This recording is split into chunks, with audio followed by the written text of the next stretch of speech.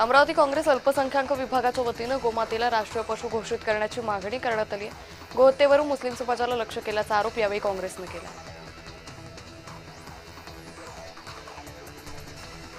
मुख्यमंत्री फडणवीस आणि उपमुख्यमंत्री एकनाथ शिंदे यांच्यात बंद दाराआड चर्चा झाल्याची माहिती आहे। जवळपास 15 मिनिटे दोघांमध्ये चर्चा झाली। विधान परिषद निवडणुकीवर चर्चेची शक्यता आहे। आमदार रोहित पवारांनी नाशिकमध्ये रिक्षाने प्रवास केला। रामकुंड ते काळाराम मंदिरापर्यंत रोहित पवार, खासदार भास्कर भगरे, सुनील भुसारा यांनी रिक्षाने प्रवास केला।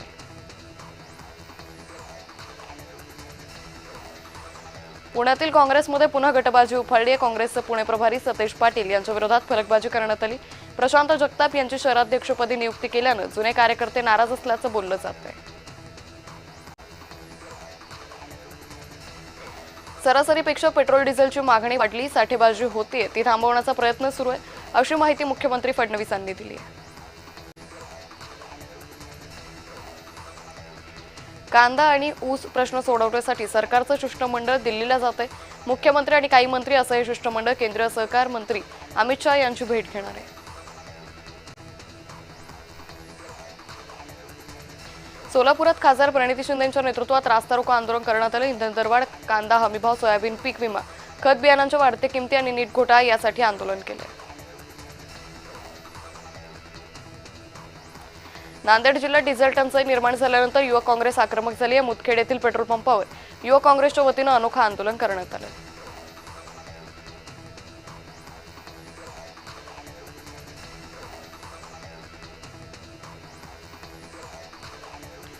विधान परिषदेचे गणित सांगणारी आकडेवारी समोर आली आहे। राज्यातील 17 पैकी तब्बल 14 ठिकाणी भाजपकडे एकाती बहुमत आहे। सद्यस्थितीत आकडेवारी पाहिली तर राष्ट्रवादीच्या वाट्याला 1, शिवसेनेच्या वाट्याला 1 आणि 15 जागा भाजपच्या वाट्याला येणं अपेक्षित आहे। गोकुळच्या निवडणुकीसाठी आमदार सतेज पाटील यांच्या पॅनलची घोषणा करण्यात आली। राजश्री शाहू शेतकरी समविचारी आघाडी असं पॅनलचं नाव आहे। पॅनलचं नाव घोषित करणारे एक पत्रक काढून आमदार सतेज पाटलांनी रणशिंग फुंकले।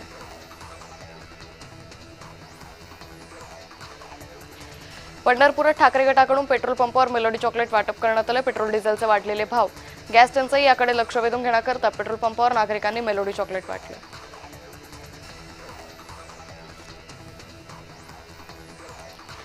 क्षितिज ठाकूर शिवसेनेच्या वाटेवर, शिवसेना क्षितिज ठाकूर यांना ठाणे पालघर विधान परिषदेची उमेदवारी देणार असल्याची जय महाराष्ट्राला सूत्रांची माहिती आहे।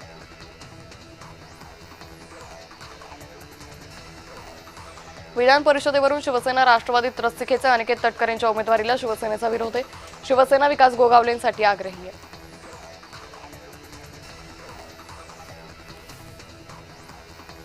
रवींद्र फाटक यांनी एकनाथ शिंदे आणि श्रीकांत शिंदे यांची भेट घेतली। मुंबईतील नंदनवन निवासस्थानी भेट झाली। विधान परिषदेच्या निवडणुकीच्या पार्श्वभूमीवर महत्त्वाची चर्चा झाल्याची माहिती समोर येते।